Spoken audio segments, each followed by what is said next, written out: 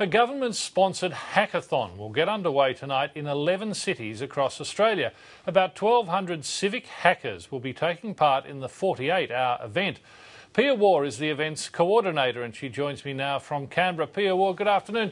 So exactly how does this work?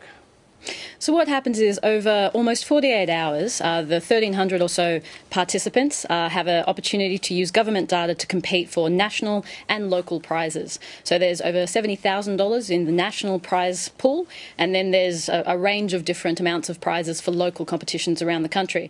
They basically have to give us an idea of something they've developed. They have to give us a 3-minute video to show off what they've done and the source code.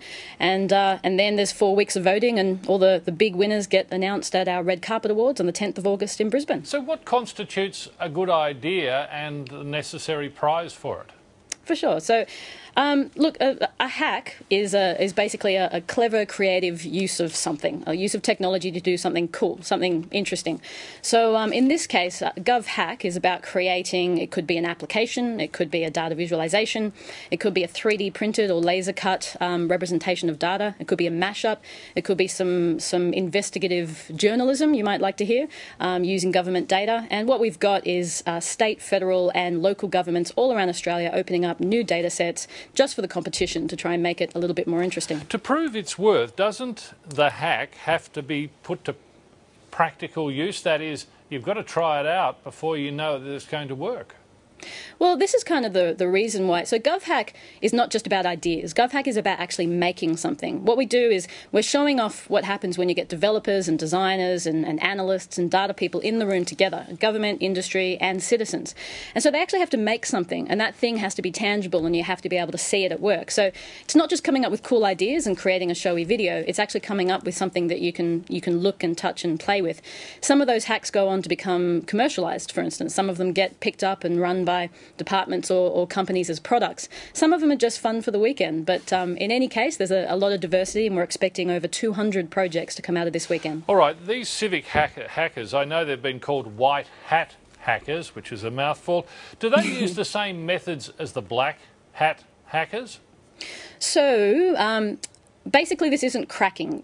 Cracking into a system means to break into a system. Hacking is just to make something interesting and cool, in a lot of cases, something that you can show off to your peers. But the methods and the algorithms, wouldn't they be the same? Not really, because generally to break into a system means to actually test the security of a system and break and figure out the vulnerabilities and then to go through those vulnerabilities. Hacking is about building stuff, not breaking into stuff. So it's quite different methodologies, I would suggest to you, and it's more about more building than breaking. All right. Now, ultimately, who benefits from all of this? Sure. So look, there's 3 key benefits that we see, and that's the reason we've got, GovHack it's government sponsored and industry sponsored, but it is completely volunteer and community run. The reason we do it is 3 core reasons. First of all, we want to show what innovation can really mean. It's become a bit of a hyped, sort of fluffy word, but we can show, real outcomes from getting people in the room together. The second reason is because it creates an encouragement for governments to actually open up more data. So when you've got a date, a deadline, you tend to see, and you get some fantastic outcomes from it, you tend to see governments more actively and engaged in opening up data. And the third reason is, and I think this is really important, we have a really clever and wonderful technical community here in Australia that very rarely gets, a platform to show off its skill. So GovHack is not just a national, but it's an international platform to show off what happens here. So there's a lot of benefits that come out of it, but the reason that we run it is because we really believe in opening up more data, in showing off our technical community, and in really showing what you can do when you get access to technology and you get those people in the room together. Pia Waugh, is it right for me to assume that the majority of these people working at GovHack over the next number of hours are younger Australians? You know what? It's actually quite a range.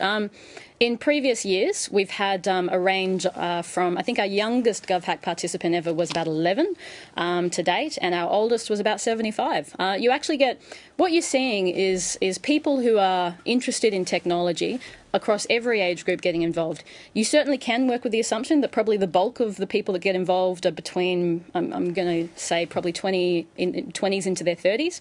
But it's certainly a very wide range of people that get involved. All right, and just finally, we mentioned that it's happening in 11 cities around Australia. Whereabouts? Is it the privacy of your own home, or are there sort of sites set up?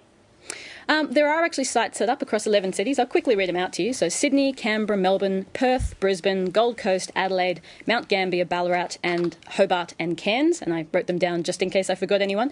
And the reason that we run an event rather than just having people working from their homes, which of course is possible, is because it's also about building the community. You know, if you can provide good bandwidth, lots of caffeine, as you can imagine, good food, warmth during these cold winter months, and a place to get together and form teams dynamically. So you're not just building it yourself, you're actually creating a new team with new skills, with new people. It creates this great opportunity for learning new skills, for applying those skills and actually, you know, creating a sense of community. So in each one of those cities, there's one event happening. In Sydney, in fact, we got so many people register, we had to create a second site, a spillover site. So we've got a lot of people interested and wanting to come along. Sounds like you're raring to go. Pia Waugh, thanks very much for joining us. Thank you for your time.